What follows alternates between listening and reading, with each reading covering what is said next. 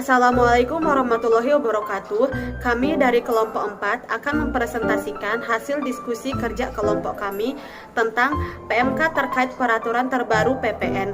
Adapun anggota kelompok kami terdiri dari yang pertama Nurul Hasanah Natul Najwa dengan NIM A1C020192, yang kedua Nurul Istiqomah dengan NIM A1C020194, yang ketiga Orin Sriminingsih dengan NIM A1C020199.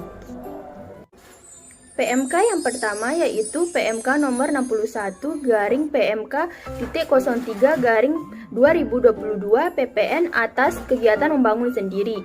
Besar tarif PPN kegiatan membangun sendiri adalah dikenakan tarif khusus sebesar 2,2% dari dasar pengenaan pajaknya yang berupa seluruh biaya tetapi tidak termasuk biaya perolehan tanah.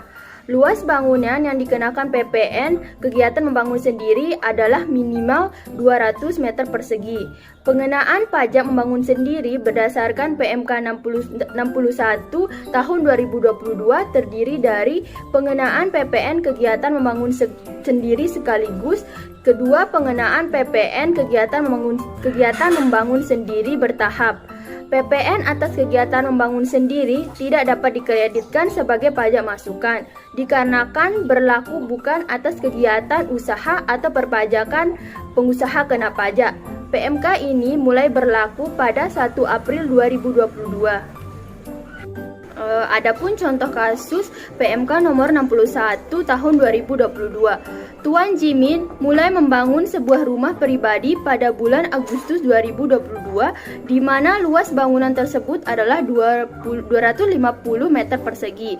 Rincian biaya yang dikeluarkan dari awal hingga pembangunan selesai yaitu mulai dari pembelian tanah seharga 250 juta, bahan baku bangunan seharga 200 juta, upah mandor dan buruh bangunan sebesar 80 juta. Nah, pertanyaannya berapakah besaran PPN terhutang atas kegiatan membangun sendiri yang harus ditanggung oleh Tuan Jimin? Penyelesaiannya, diketahui pembelian tanah seharga 250 juta, bahan baku bangunan seharga 200 juta dan upah mandor beserta buruh bangunan sebesar 80 juta. Maka total pembangunan tidak termasuk pembelian tanahnya yaitu 280 juta. Nah, pertanyaannya itu berapakah besaran PPN terhutang? Maka PPN terhutang sama dengan 2,2% dikali dasar pengenaan pajaknya.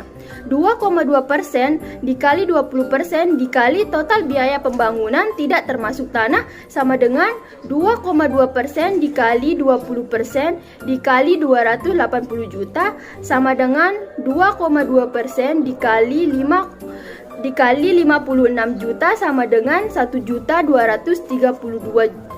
Jadi, besaran PPN atas kegiatan membangun sendiri yang harus ditanggung oleh Tuan Jimin adalah 1.232.000. PMK selanjutnya ialah PMK nomor 63 garing PMK titik 03 garing 2022 PPN atas penyerahan hasil tembakau. Pemungutan PPN atas hasil tembakau dilakukan hanya satu kali yang dilakukan oleh produsen atau importir, di mana tarif efektif PPN atas hasil tembakau sebesar 9,9% dari harga jual eceran yang mulai berlaku pada 1 April 2022. Adapun ketentuan dalam PMK 63 garing 2022 yakni yang pertama, ketentuan bagi produsen atau importir. Produsen atau importir memiliki kewajiban untuk menerbitkan faktur pajak yang dibuat pada saat melakukan pemesanan pita cukai hasil tembakau. Pajak masukan bagi produsen atau importir dapat dikreditkan sepanjang memenuhi ketentuan. Ketentuan yang kedua ialah ketentuan bagi pengusaha penyalur.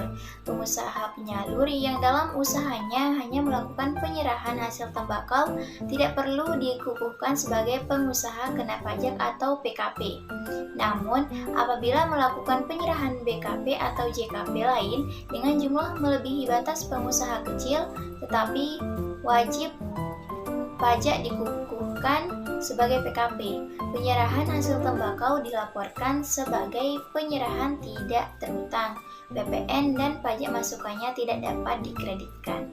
Contoh kasus untuk PMK nomor 63 PMK.03/2020 ialah CV Jarum merupakan pengusaha pabrik hasil tembakau dalam negeri yang pada bulan April melakukan kegiatan sebagai berikut. Pada tanggal 3 April 2022, CV Jarum menembus pita cukai pada Direktorat Jenderal Bea dan Cukai dengan nilai penyerahan eceran atau total JHE-nya sebesar 5 miliar. Dan pada tanggal 10 April 2022 membeli bahan-bahan baku atau pembantu produksi dalam negeri dengan membayar pajak masukan sebesar 100 juta. Berapakah PPN terhutang yang harus diserahkan oleh CV Jarum? Penyelesaiannya ialah untuk perhitungan PPN-nya tarif sebesar 9,9% dikali harga jual eceran. 9,9% dikali 5 miliar sama dengan 495 juta. Jadi PPN keluarannya ialah sebesar 495 juta. PPN terhutang yang disetorkan ialah PPN keluaran dikurangi PPN masukan. PPN keluaran sebesar 495 juta dikurangi PPN masukan sebesar 100 juta sama dengan 395 juta. Jadi PPN terhutang yang harus disetor oleh CV Jarum ialah sebesar 395 juta. Ketiga, PMK nomor 64-PMK.03/2022 PPN atas penyerahan barang hasil pertanian tertentu. Dalam PMK ini terdapat setidaknya 41 komoditas hasil pertanian yang dikenakan pajak pertambahan nilai.